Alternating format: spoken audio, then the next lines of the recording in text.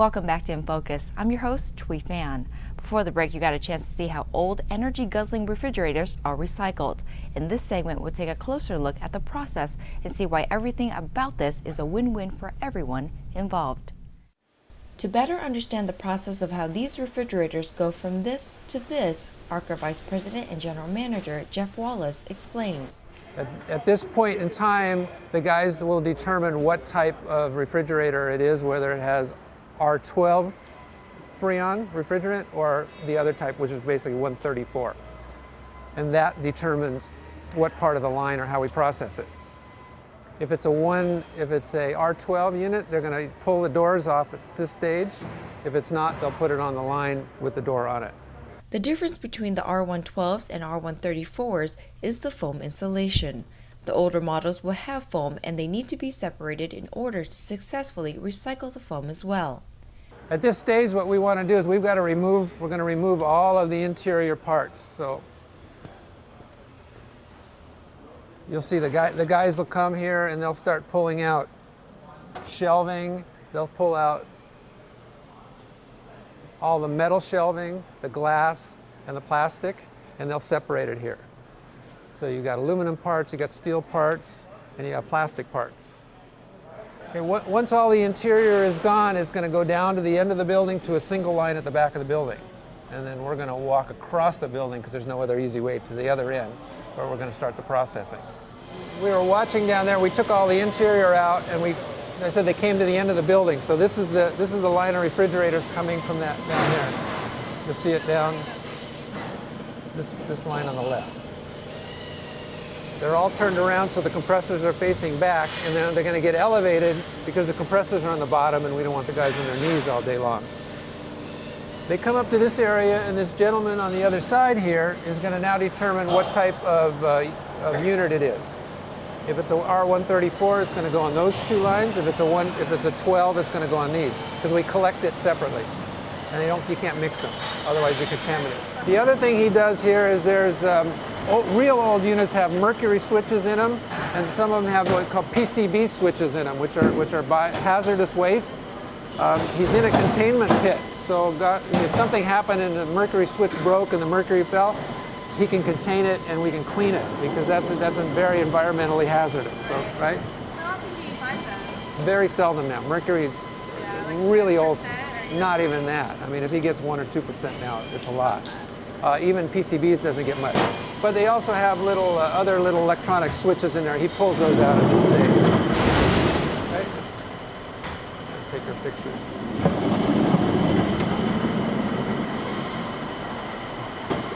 You guys understand how a refrigerator cools? And it's a closed system. The gas is in the system. This is the compressor, which is basically a motor, and then the gas is in there, and it's enclosed. So there's a pipe going from here up through the body up to the evaporator up there, and that's how it's cooling with a fan. And then it comes back down and circulates and continually circulates. So you've got two sides. You've got two sides to the system. This gentleman, his job, one of his many jobs, is to get that gas out of there. Freon is hazardous to the environment, hazardous. It's a greenhouse gas, so it's to the ozone layer, all that. So we have to capture it. He uses this fairly basic device. Basically, it's a clamp with a pin that goes around the hose, clamps on, punctures the hose, but still seals it so nothing's leaking. Does it on both sides, high and low side. When they're all lined up, he, in essence, turns the machine on, flips the switch, and by pressure, the gas is forced up and then out and then down a pipe and into those tanks at the end of the line. Okay? Pretty basic thing, but it's very, very important, because this is the thing that this whole building's built around, is capturing that gas and not letting it be released into the environment. We can't leave the oil in there because the recyclers don't like the oil, so it's a hazardous. So what basically we do is we drill a hole, because now the gas is gone, so now we can open it up. We drill a hole, we send it down to this table here, and in a second they'll see it, but it basically goes down, and through gravity, the oil just drains right out. We collect it, we put it into this device right here, and basically consider it an egg beater. It spins the oil, and the gas rises to the top, the oil stays at the bottom. So we capture whatever of that last bit of freon that's left in there. We capture that, that's in the tank. And then the oil is, actually it's sold for fuel. Here we have two lines now. Here's where we separate. The R134 units that can go, that we don't have to process the foam lining, they go straight down and they'll get crushed and sent out to the metal recyclers. The units that have to get, if we have to process the foam, will come down this line, because we got to tear them apart further.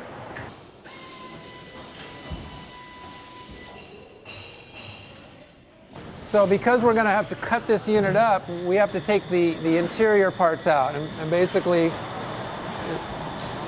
that freon, the freon went up and went through this, and this is how it cools. And then the fan blows through it. That's how you get the cold air. So his job is to take out all the interior guts. And basically it's because when we cut them up, the saw blades get chewed up by that other additional metal. So it just eats up the saw blade. So it's easier to just take this stuff out.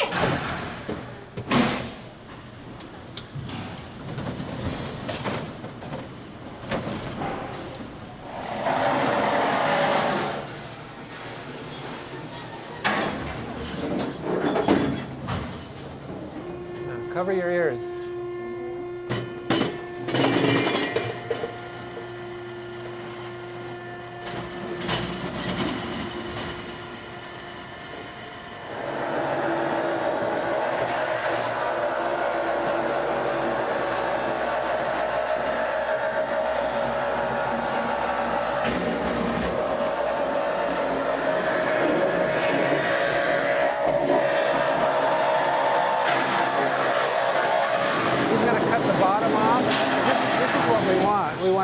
We want to get the foam.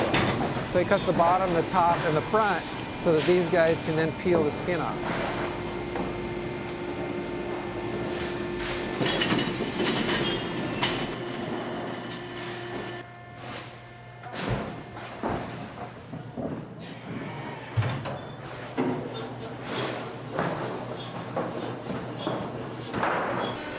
So that you saw them cut it up.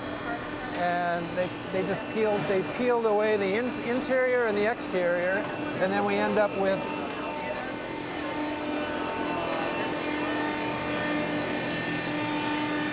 that's the foam insulation. But that's the only way to get at it is by cutting it apart and getting at it.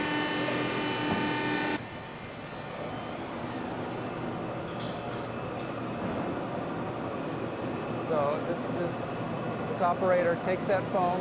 He's just going to break it into pieces that'll fit in the machine.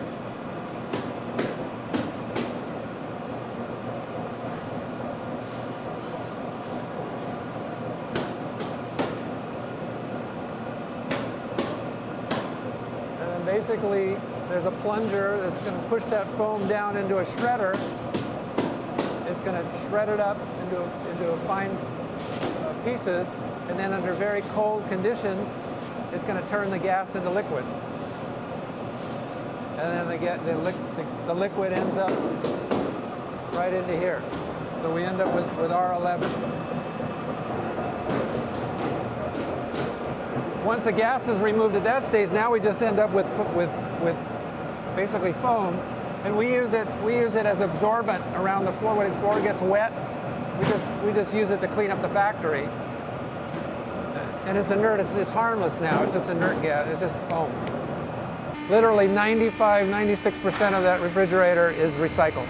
Okay, and then at the very end, all those metal pieces go into the baler, as you saw, and it basically is getting crushed and then sent out to metal recyclers, who will further break it down and then sell it back to manufacturers to be remade. The last and final step is crushing these refrigerators as you saw before.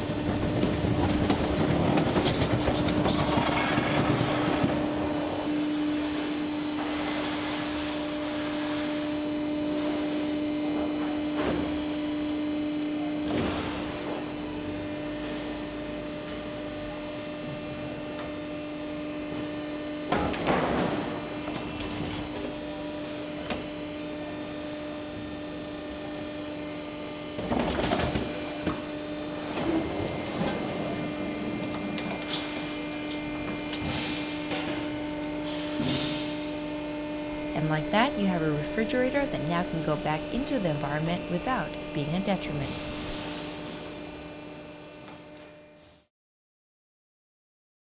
I bet recycling refrigerators is something you never thought too much about, but now that you've seen how it's done, you won't look at another one without thinking it at least has a second home when it gets too clunky and is no longer energy efficient.